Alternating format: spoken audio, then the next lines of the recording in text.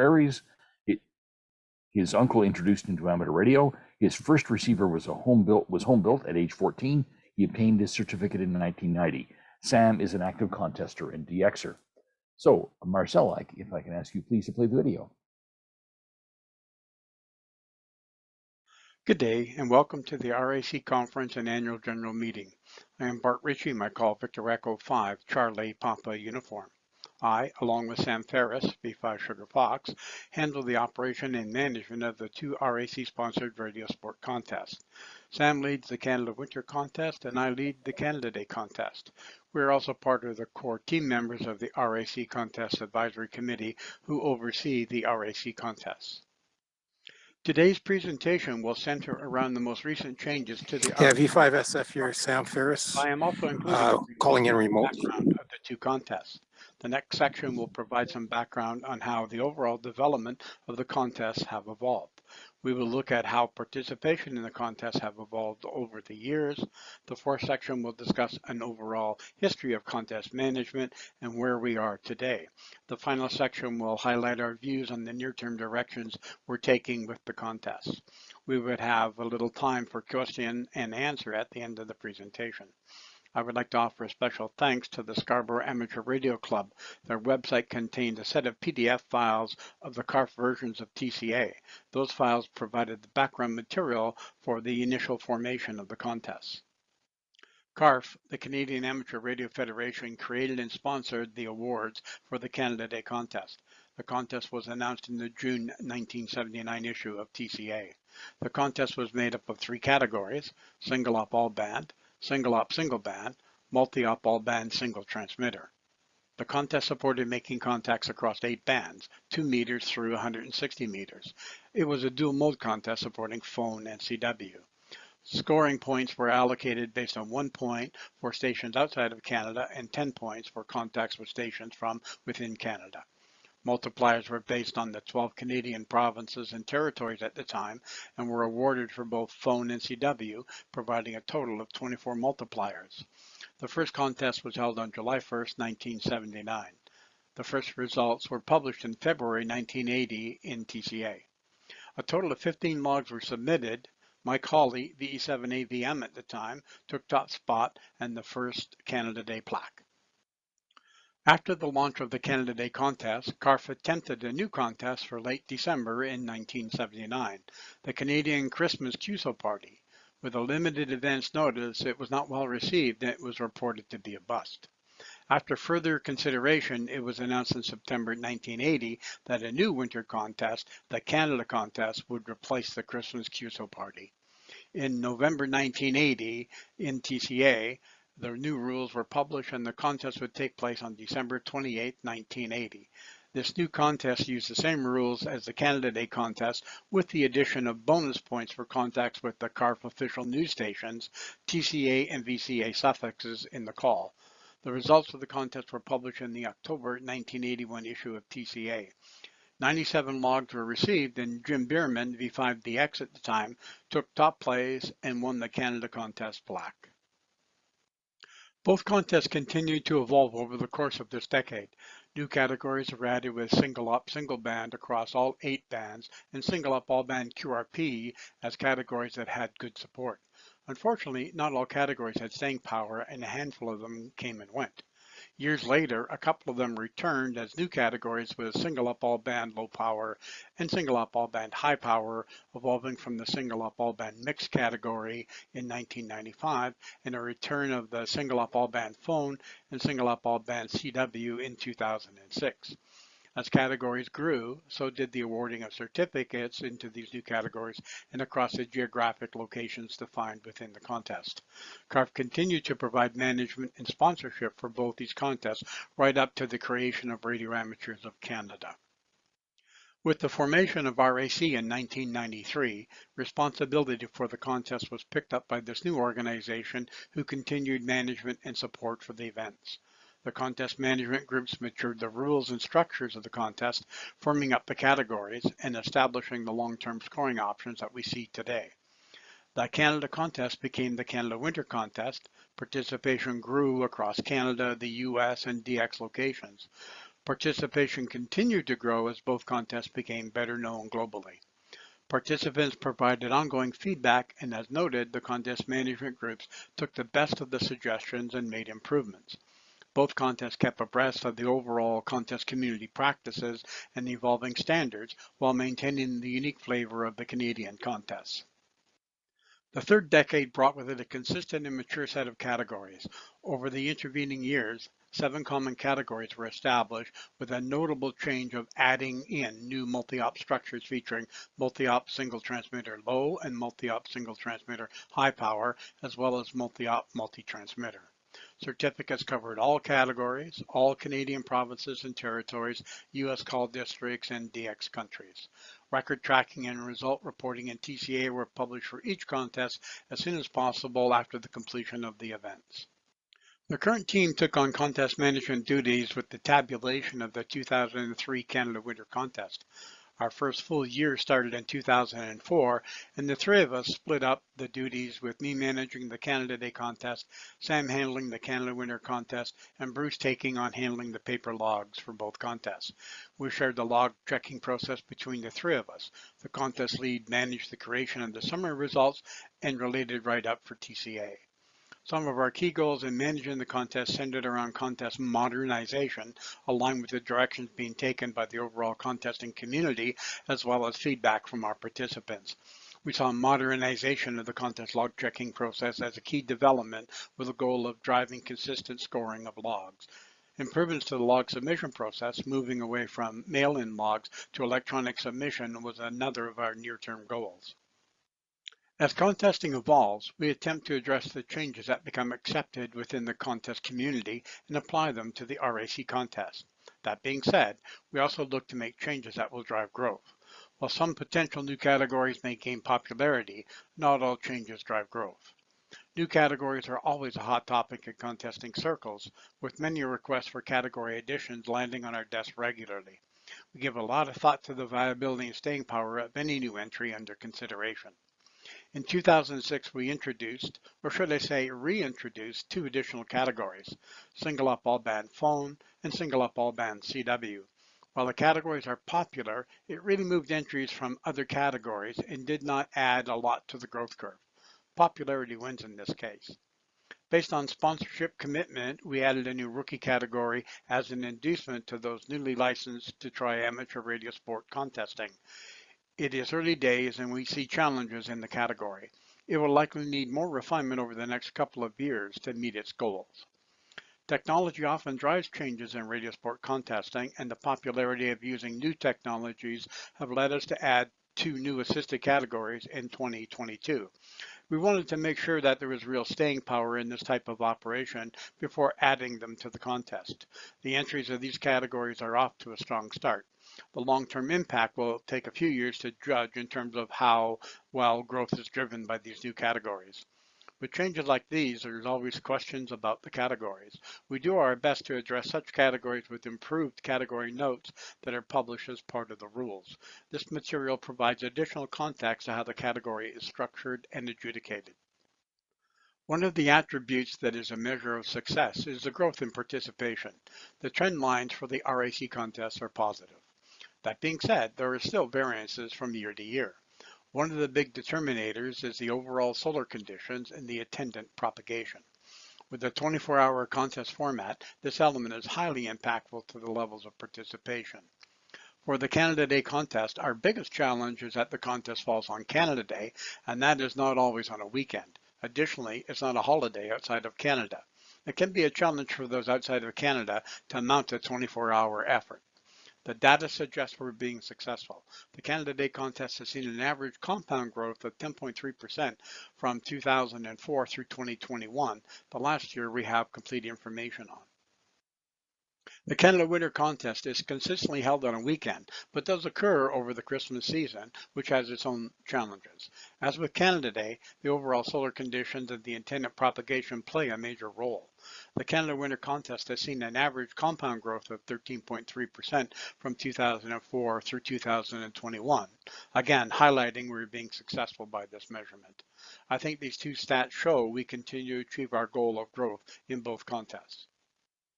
Contest management has changed a lot since the early days. At the start, there were paper logs mailed into the organization's office, then packaged up and sent out to the adjudicators. All manner of logs and submission forms were sent in. Progress was made with the creation and publication in TCA of standard entry forms and multiplier worksheets, but it was all on paper and manually processed. With the early software development, the quality of logs was much improved, at least from a legibility perspective, if not from an accuracy of information perspective. Still, all logs were manually reviewed and the tally of results copied into summary forms and final tabulations of results were carried out.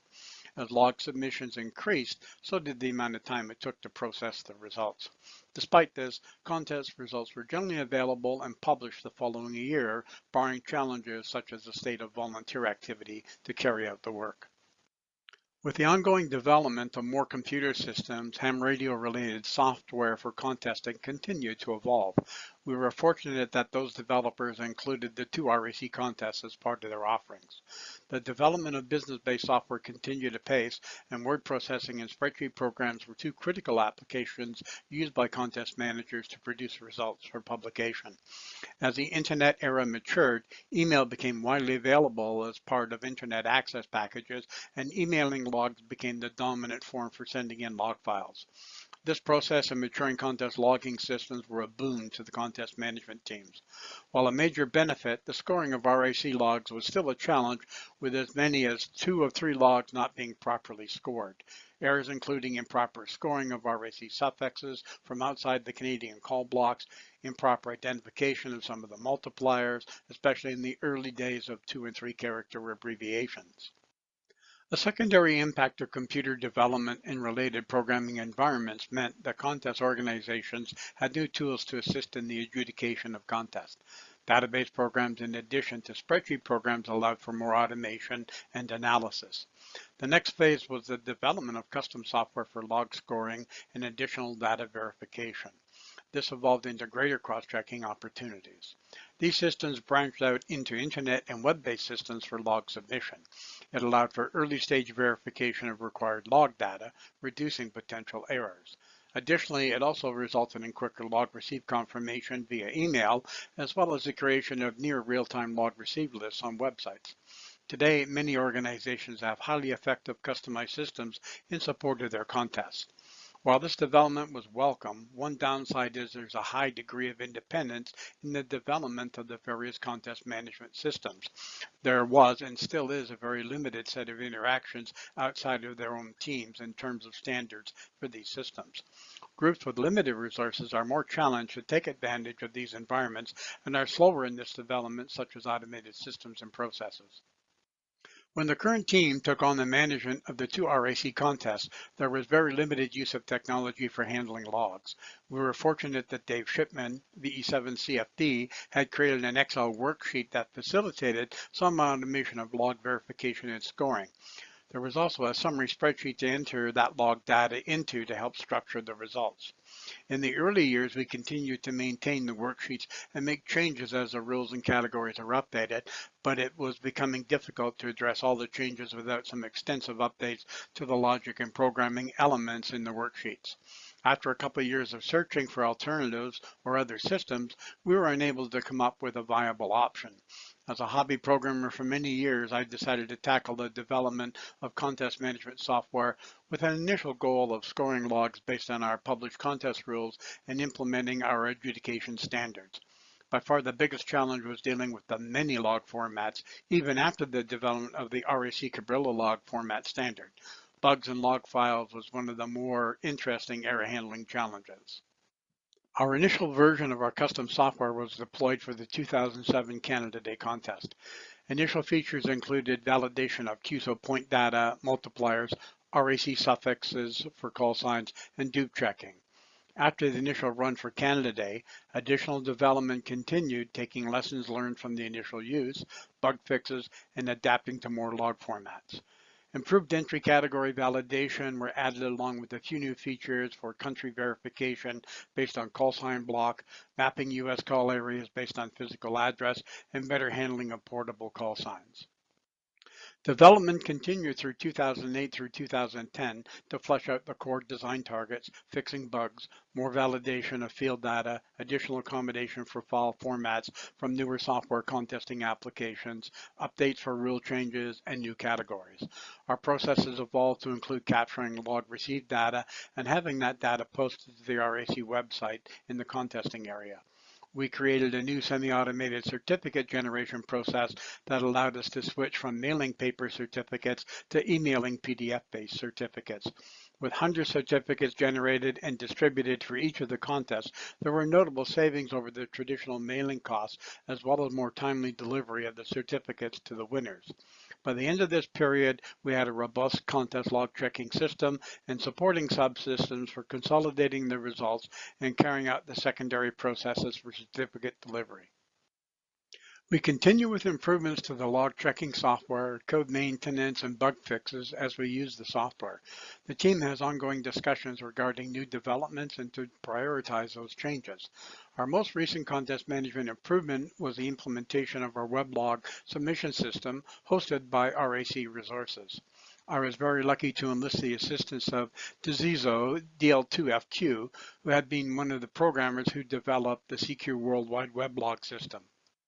With Dizizo leveraging his existing programming for log processing, I tackled creating the specifications for the RAC log processing customization. This entails creating the necessary code or code examples to enable our requirements. It also required the creation of the supporting web pages for each process, such as data capture and field validation.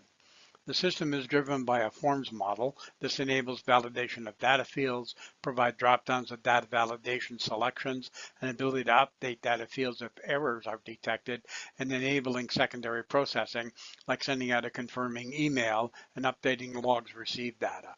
With this system being driven by HTML, Java, JavaScript, and PHP, it was an adventure learning more about those programming environments to create the required code samples to effect the customizations needed by our contests.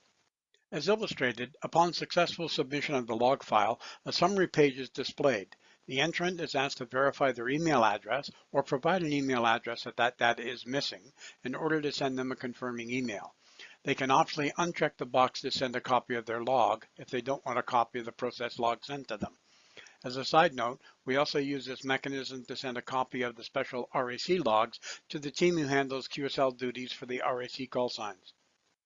The last step in the weblog process is to confirm the log has been accepted, confirm the email was sent, check your spam directory if you don't see an email within a few minutes, and to add the log data to the log receipt page.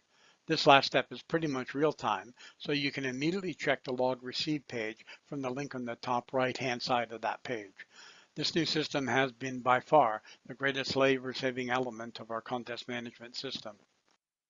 With the advent of the new weblog system, a number of updates were carried out to the custom software for log checking, as illustrated to the right of this page.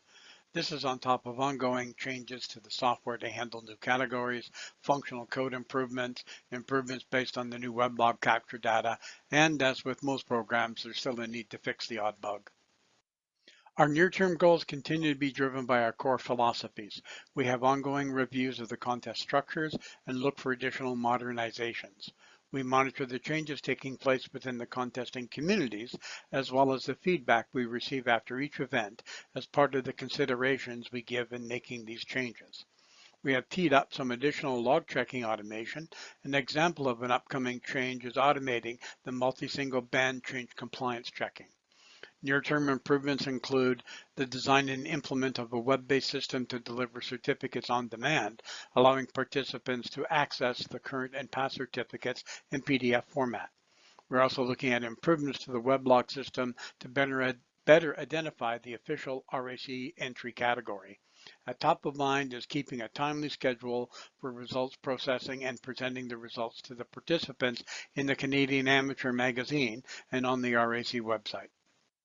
At this time, I will now turn it back to the moderator, but time permitting, I would be happy to do some Q&A.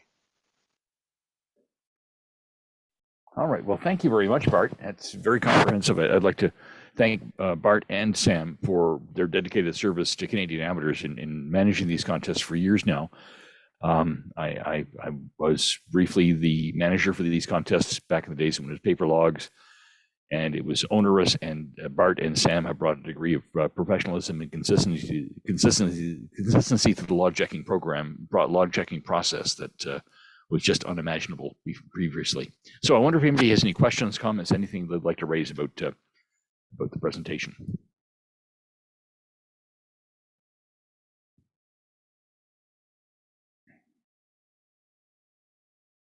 One of the things I'd like to point out, Bart, we've had a lot of discussion about the contests and the way they operate sometimes, and occasionally these are animated by questions we get from participants.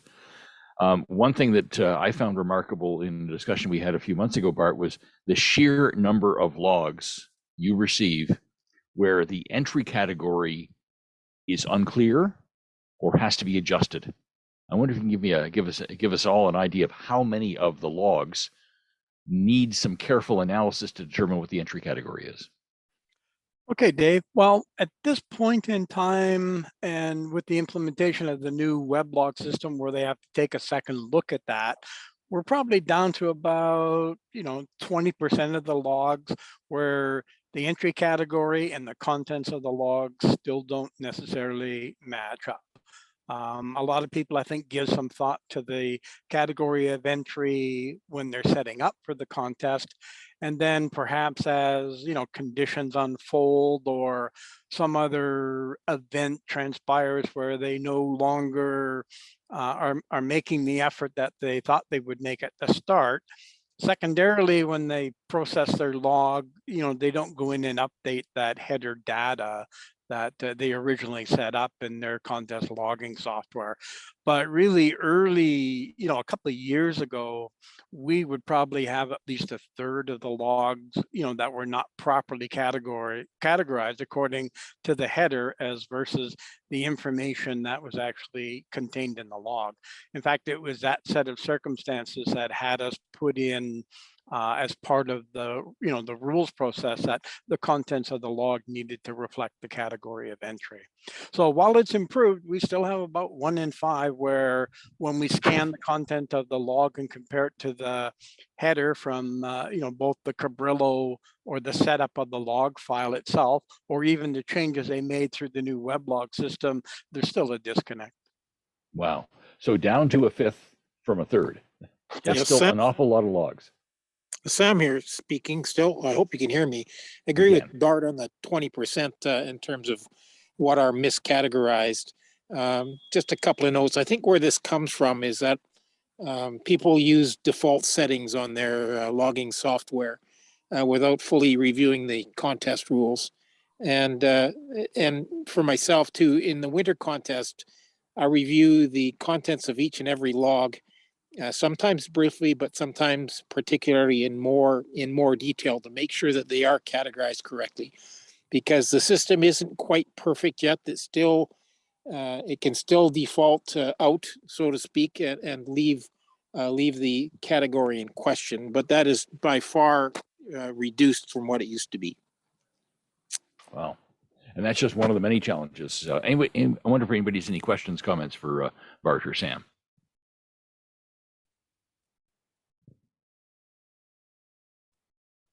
Well, I guess that represents universal satisfaction with everything that you're doing.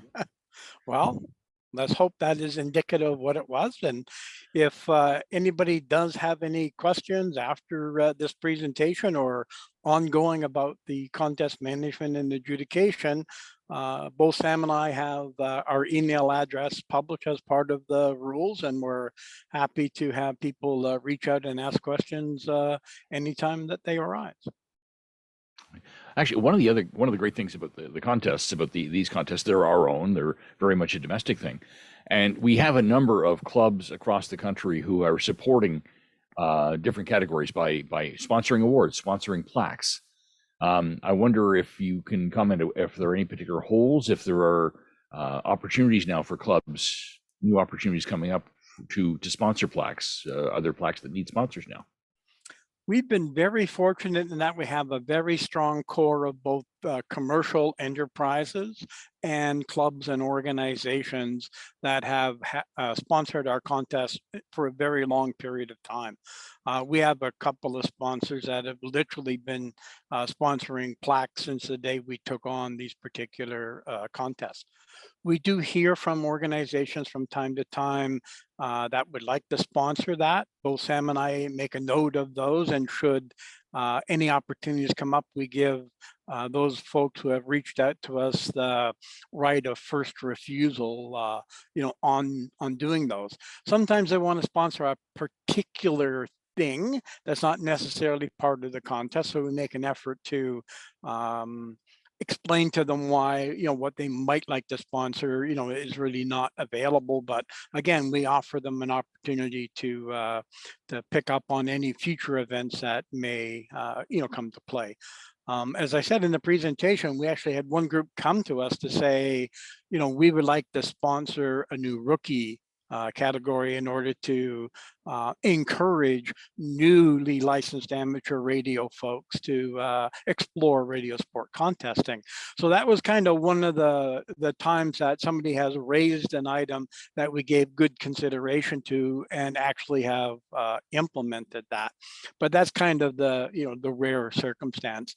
Again, part of our philosophy is to maintain a very stable core set of information around the contest and consistencies, but evolve it as the whole radio sport contesting scene evolves, Dave. So we've been very fortunate. We don't have any holes in our sponsorship at this point in time.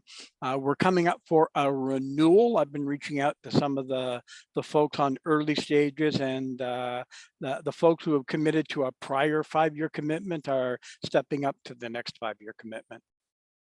Oh, that's excellent, Bart. That's great. All right. So right now there are no holes in the schedule, but some may become apparent the next little while. Is that correct? Yep, that's correct. So if anybody is interested, they can reach out to either Sam or I, and we'll respond to them and put them in the queue should something come up that offers them an opportunity to sponsor one of the plaques in one of the categories. Excellent. All right. Thank you. Any other questions, comments, anything you would like to raise with Bart and Sam? Okay, comment from Carol, VA7QCE. Continue the good work, and thank you. Well, thanks very much for that. The rookie category, how much attention has that attracted? How many entrants do you normally see? We're in the area of 18 to 24 range. Unfortunately, when you get underneath and examine the the log, one of the challenges has been the rookie category is in a single op. Only the first 3 categories, single op. We have a bunch of people entering outside of those categories claiming rookie, so that kind of disqualifies them, a bit in that regard. So, when we got down to it, sometimes we only actually have 2 or 3 that truly qualifies for the rookie category based on the current structure of it. Again, within the comments I made in the presentation, as we've, run this category 3 times now, we need to re-examine it, talk to the sponsor, and maybe, make some adjustments to broaden the, the categories that, would be applicable. I mean, we started out wanting to get them to explore radio sport contesting. Part of our history is a multi-mode contest.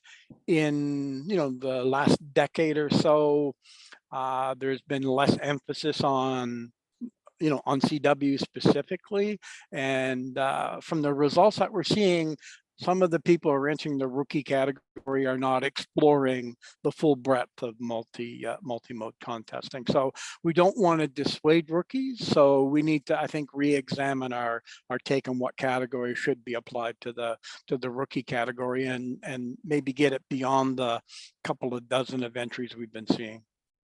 Okay, very good. I think for one of the things. Sorry, go ahead, Sam. I think for the winter contest, the last couple of years, I've seen about 30 to 35 entries, but the comments in terms of understanding the rules and categorizations by the entrants, a lot of them were phone only. And typically we're looking for both CW and phone. So single up all band high, single up all band low, or QRP entries are the ones that qualify.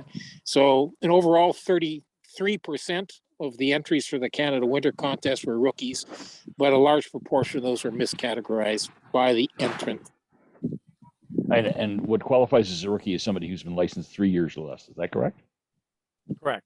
As of the Okay. date of the contest. So as the date of the contest, anybody who was licensed within the prior 36 months qualifies for that, assuming they haven't won the category previously. Okay. Excellent. Any other questions, comments for Bart and Sam?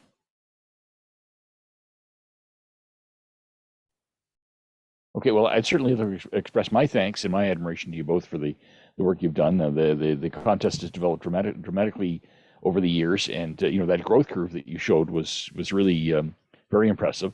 I think when these contests started back in the 1970s, they attracted less than 100 participants, and now you're seeing around 1,000 participants at times. So that's a remarkable growth over the years.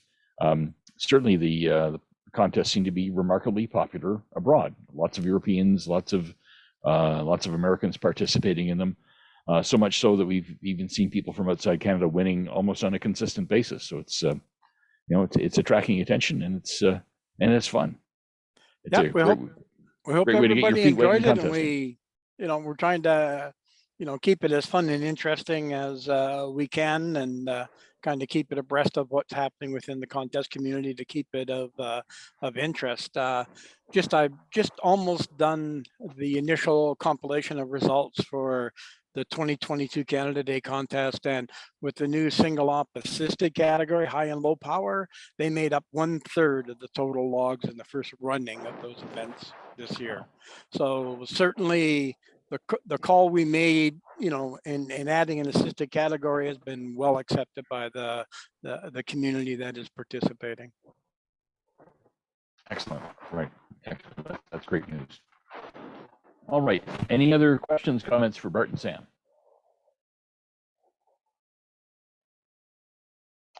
All right. Well, in that case, if no more comments, I guess we can bring this to a close. Thank you very much to Bart and Sam for their presentation, and thank you all for attending this. And again, there are 2 other streams on the go, and the RAC annual general meeting begins at 4 p.m. Eastern time. That's 1 p.m. Pacific time. So please hang around for that. And anyway, I wish you all a very good afternoon. Bye from here.